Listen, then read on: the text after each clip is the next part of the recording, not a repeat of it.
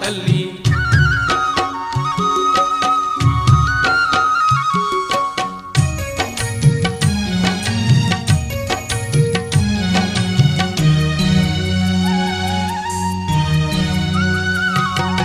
వీరాధి వీరుడు వీరమాతాస్తుడు ధరణిలో ధర్మాన్ని నిలుపంగా ఆనాడు రామావతారుడై రక్కసుల ధ్వంసంగా అవతరించినాడు దశరథ రాముడు